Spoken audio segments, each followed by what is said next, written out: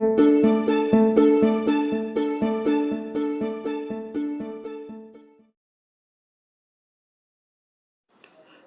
વિદ્યાર્થી મિત્રો, હું કૃપા સર આપ સર્વેનો મારા આજના વિડીયોની અંદર હાર્દિક સ્વાગત કરું છું.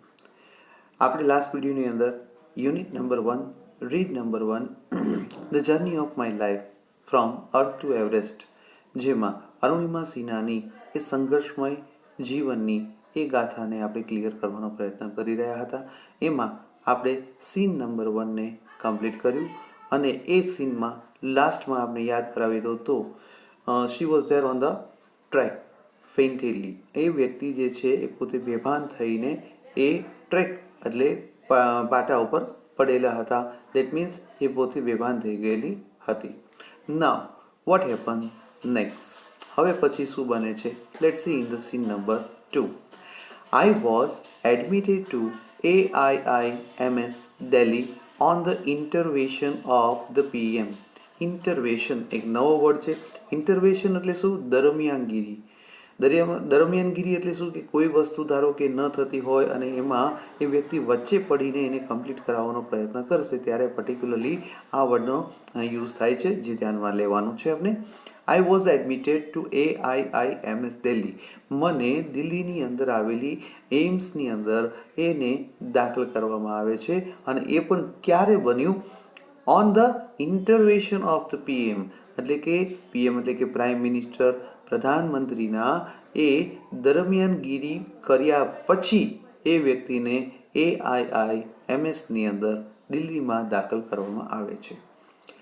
The union government would bear the entire cost of my treatment. Okay, the union government would bear the entire cost of my treatment. That means એ જે ગવર્મેન્ટ હતી એ વખતની, એ જે સરકાર હતી, એ મારો જે ખર્ચ છે, જે પણ મને ટ્રીટમેન્ટ મળવાની હતી, એ ટ્રીટમેન્ટનો જે પણ લાગવાનો જે ખર્ચ હતો એ બધો જ ઉપાડવાના હતા. Soon AIIMS began issuing daily medical bulletin on my status. અને એ વ્યક્તિ પોતે જે આ ઘટનાની પોતાની સાથે જે ઘટના ઘટિત થઈ હતી એની આ જે બાબતો, નાનામાં નાની ટ્રીટમેન્ટની પણ જે પણ અપગ્રેડેશન હતું એ અપગ્રેડેશનને લગતી નાનામાં નાની માહિતી પણ એ વ્યક્તિઓ એટલે કે જે એમ્સના જે પણ મેડિકલ ઓફિસર કે વોટ એવર કે જે પણ વ્યક્તિઓ હતા એ બધા જ એ લોકોના મેડિકલ બુલેટિનના વિશેની, ટૂંકમાં એની પોતાની સારવાર અને એના પોતાના પ્રોગ્રેસ વિશેની નાનામાં નાની માહિતી પણ એ લોકો ડે ટુ ડે આપવા લાગે છે. આઈ વોઝ ટોલ્ડ ધેટ, મને એ પણ કહેવામાં આવ્યું, મને એટલે અહીંયા અરુણિમા સિન્હાને, શું?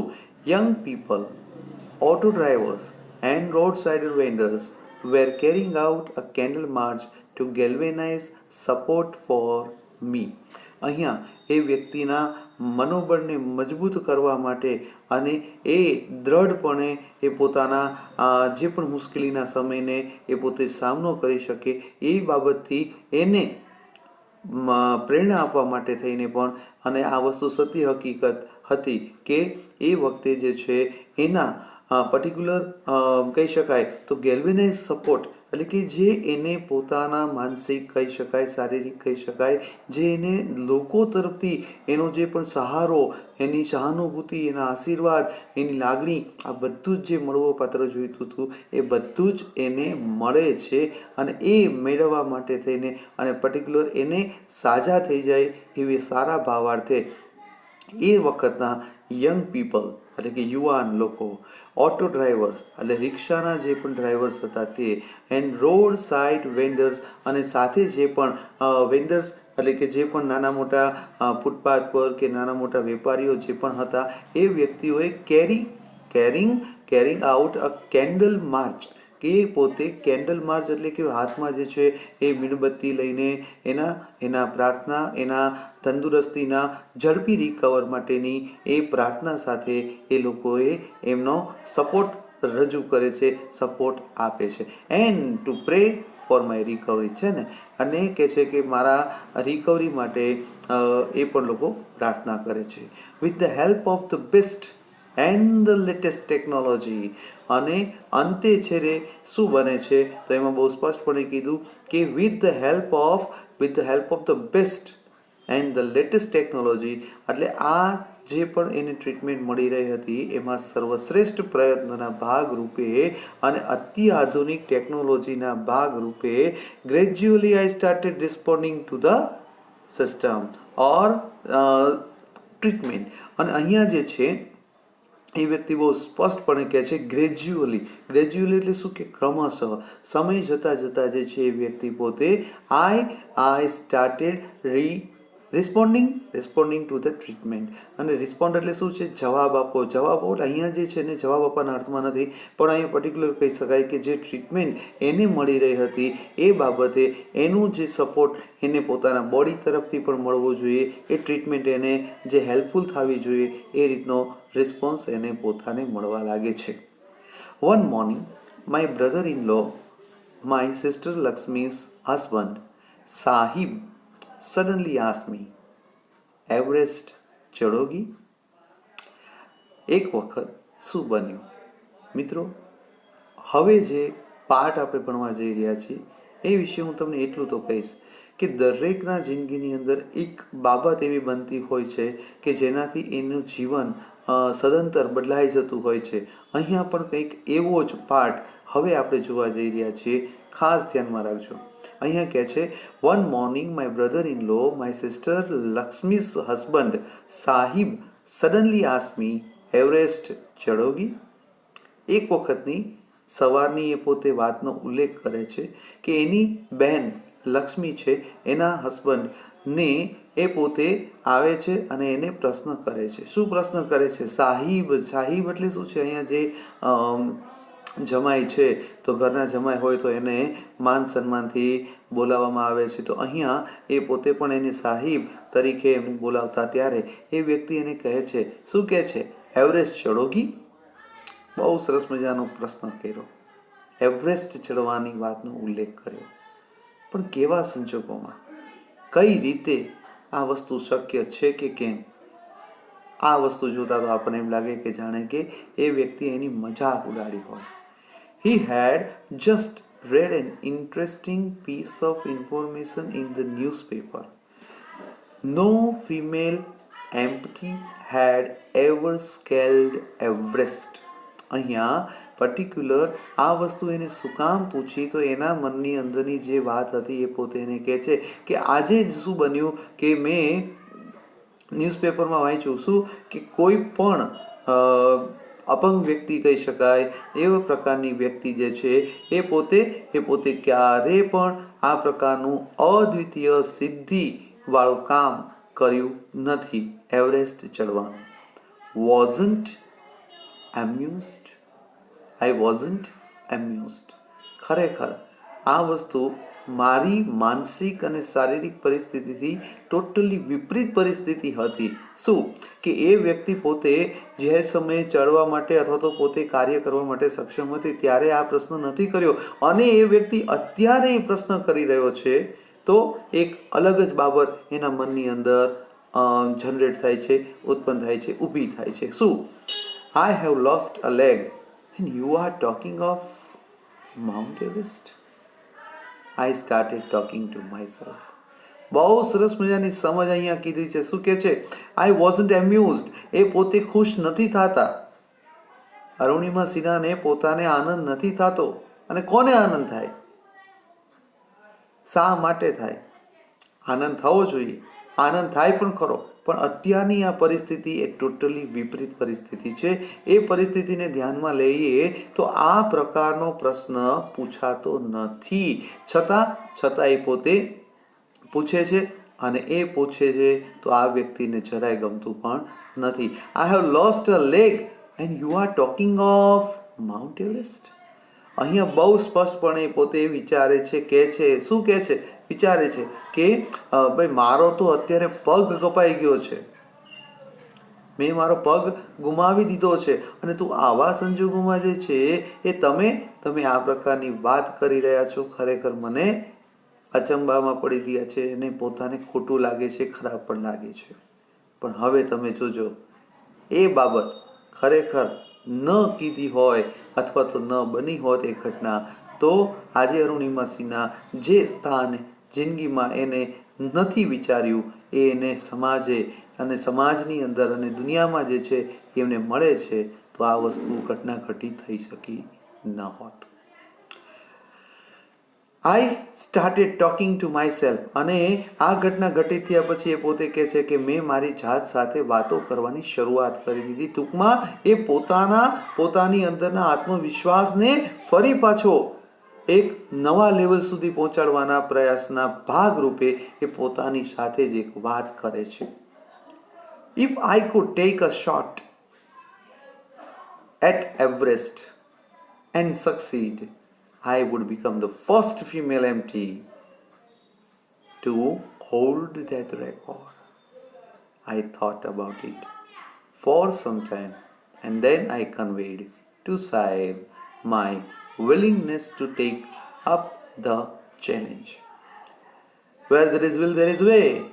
અહીંયા આ કહેવત સાબિત થતી આવે છે. એ પોતે બહુ જ સ્પષ્ટપણે કહે છે કે મેં મારી જાત સાથે વાત કરી અને એ વાતને પણ એ પોતે અંજામના ભાગરૂપે વિચારે છે કે જો મેં આ પ્રકારનું કાર્ય કરી દેખાડ્યું તો હું દુનિયા માટે એક ઉદાહરણરૂપ બની જઈશ.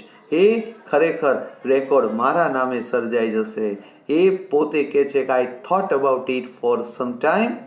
મેં થોડીક વાર માટે એના માટે વિચાર્યું એન્ડ ધેન આઈ કન્વેડ ટુ સાહેબ to my willingness to take up the challenge. અને એ પછી એ પોતે કહે છે કે તમે જે પણ વિચાર્યું છે મારા માટે એ ખરેખર મારા હિતમાં છે એવું મને અત્યારે લાગે છે. એટલા માટે હું આ ચેલેન્જ લઉં છું, હું આ ચેલેન્જ સ્વીકારું છું અને મારી વિલિંગનેસ, જો એક શબ્દ વપરાયેલો છે વિલિંગનેસ એટલે શું, પોતાની ઈચ્છા વ્યક્ત કરે છે કે ખરેખર મારું તમે જે પણ મને રસ્તો દેખાડ્યો છે એ રસ્તા ઉપર આગળ વધવું છે.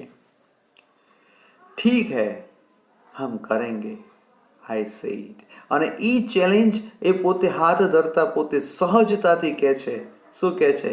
ઠીક હે હમ કરેંગે, ચોક્કસ આ કાર્ય આપણે કરી બતાવશું. I now had something to look forward to. અને હવે મારે આગળ જોવાનું છે. દેટ મીન્સ મારા સામે એક નવો ઇતિહાસ સર્જવાનો એક મોકો, એક દરવાજો ખુલ્યો છે અને એ ઇતિહાસ સર્જાઈ જાય તો ખરેખર અને આ વસ્તુ બને છે પણ ખરા. સોરી.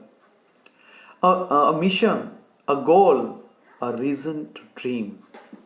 બહુ સરસ મજાના શબ્દોથી આ વાક્ય નવાજેલું છે. શું કહે છે? Now I had something to look forward to. અને મારે હવે કંઈક મારે જોવાનું હતું આગળનું અને એમાં પણ મારું એક મિશન હતું, એક મારો ગોલ હતો અને ખરેખર જે મેં જોયેલું એ સ્વપ્ન હતું. કયું સ્વપ્ન? એ શિખર પર ચડવાનું સ્વપ્ન. અને એ પ્રકારનું અદ્વિતીય સિદ્ધિ પ્રાપ્ત કરવાનો એટલીસ્ટ પ્રયત્ન થઈ જાય ને એ પ્રયત્નના ભાગરૂપે ધારો કે મને સફળતા મળી જાય તો આ જે રેકોર્ડ છે, આ જે પ્રકારની અદ્વિતીય સિદ્ધિ છે એ મારા નામે થઈ જશે. It was not going to be easy. વિદ્યાર્થી મિત્રો, કોઈ પણ કાર્ય નાનામાં નાનું હોય તો એ પણ કાર્ય કરવું સરળ નથી. તો આ તો એવરેસ્ટ શિખર સર કરવાની વાતનો ઉલ્લેખ છે.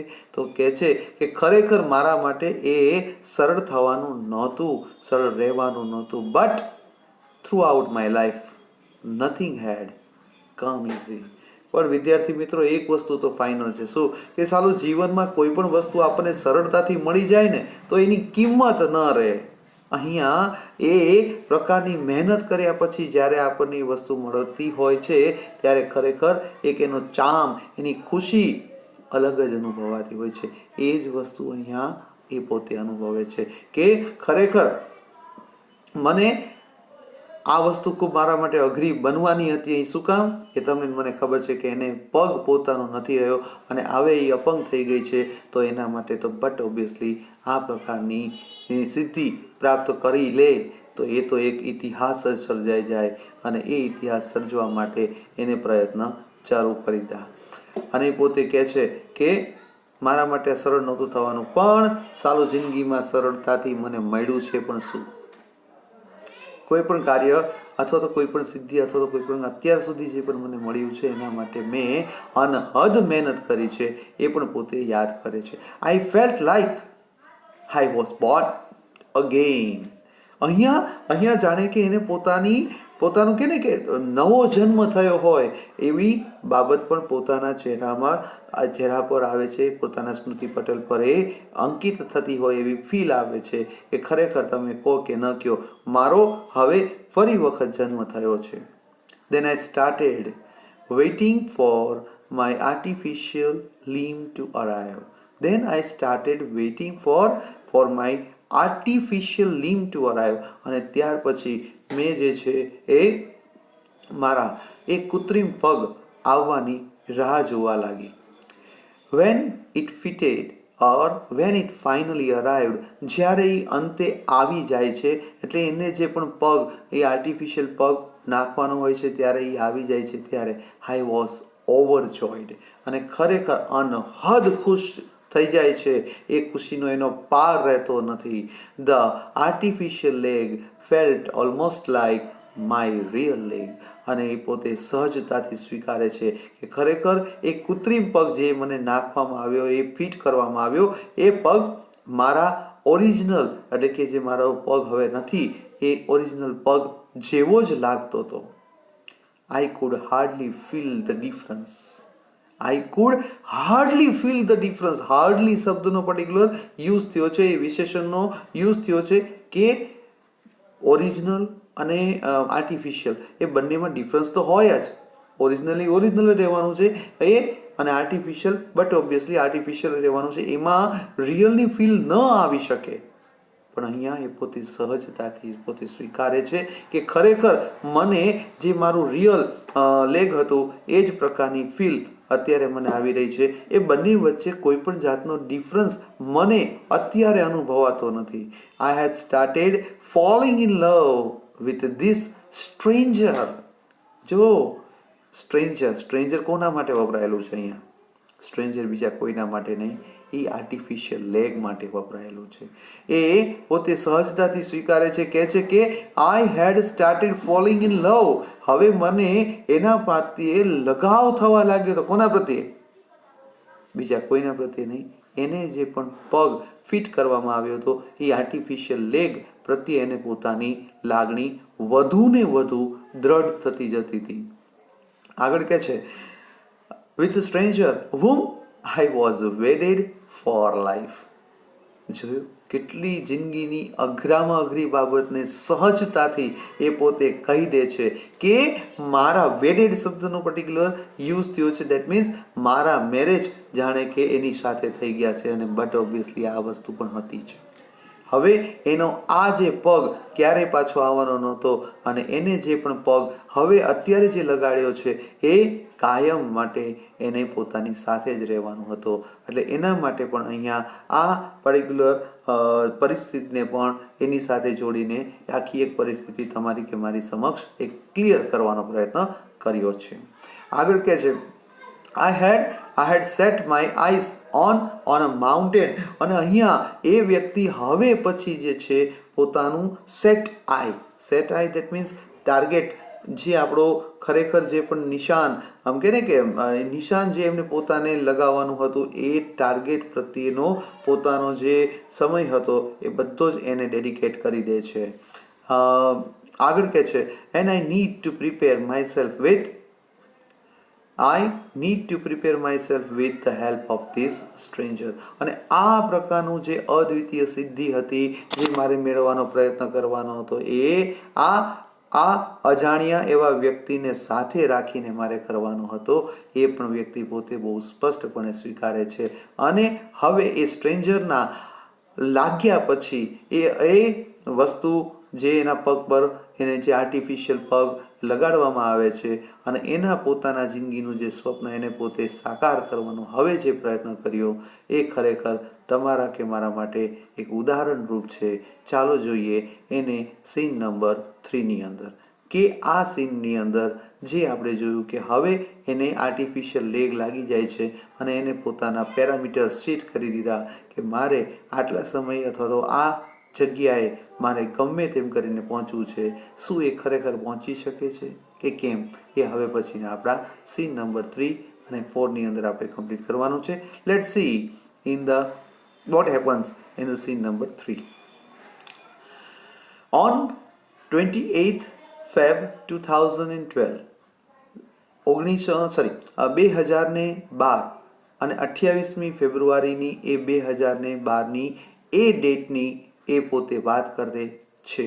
શું કે almost a year after I was pushed out of the train. 1 વર્ષ જેટલો સમય ઓલમોસ્ટ વીતી ગયો હતો કે જ્યારે એને ટ્રેનમાંથી એને પટકી ગઈ હતી અથવા પટકાવી દીધી હતી અથવા તો પોતે પડી ગઈ હતી. I set out for the training institute set by Bachendri Pal near Uttarkashi.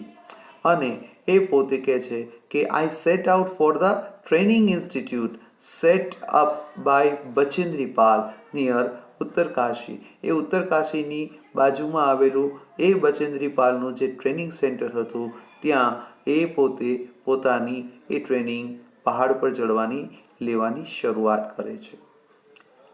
I called up Bachendri Pal to tell her that we had reached Uttarkashi.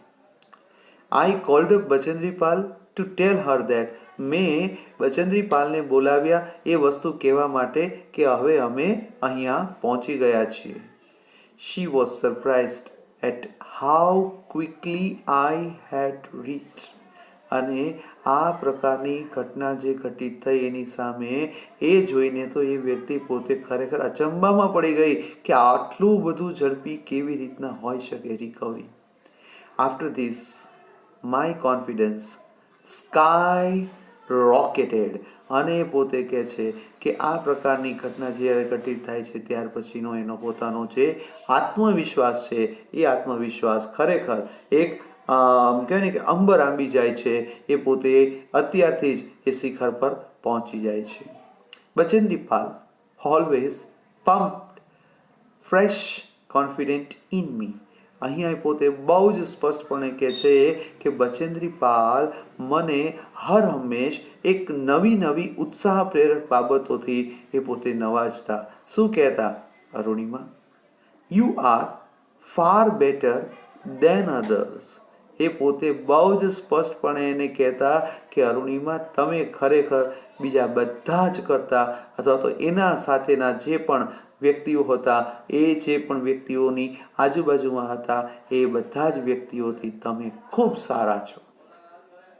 એટલું જ નહીં, આગળ કહે છે these people seem to be suffering from a handicap not you. I am proud of you. પોતે શું કહે છે? These people seem to be suffering from a handicap not you. I am proud of you. એ પોતે ગર્વભેર એને પોતે કહે છે કે ખરેખર આ બધા જે વ્યક્તિઓ તમારી સાથેના છે અથવા તો આપણી સાથે છે દરેક વ્યક્તિ ખરેખર સાચા અર્થમાં હેન્ડીકેપ છે, પણ ખરેખર તમે એક પોતે હેન્ડીકેપ હોવા છતાં હું એટલું કહી શકું કે તમે ખરેખર હેન્ડીકેપ નથી. એ બાબતે મને તમારા ઉપર ખૂબ જ ગર્વ છે. But before Everest expedition, you will have to prove yourself.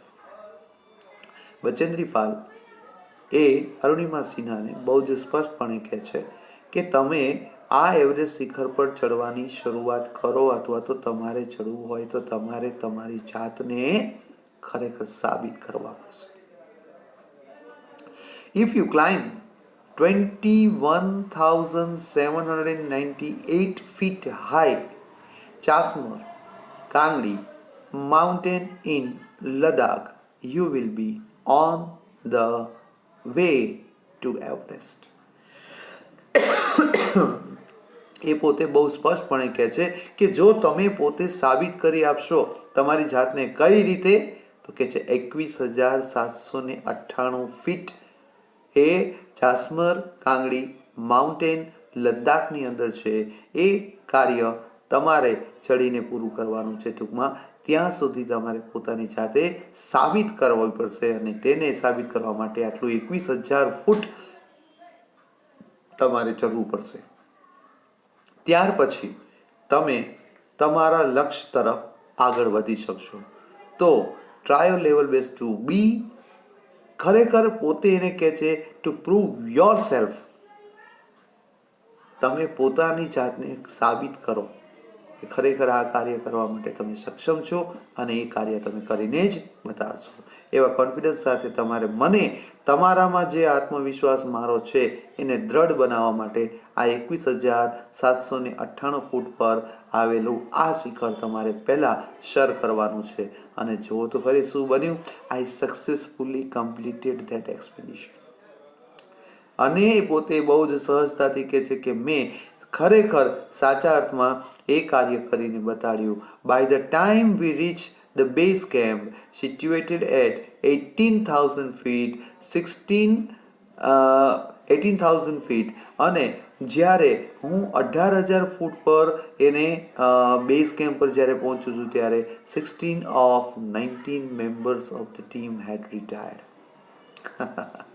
16 of 19 members એ જે ટીમની અંદર એ 21,798 ફૂટ પર ચડવા માટેનું જે પહેલું સ્ટેજ એમને જે આપવામાં આવ્યું હતું એની સાથે જે ટીમ મેમ્બર્સ હતા બધા લગભગ 19 મેમ્બર્સ હતા ને એ 19 મેમ્બરમાંથી 16 જેટલા મેમ્બર તો પોતે પહેલાથી જ હારી ગયા, પહેલાથી જ નીકળી ગયા.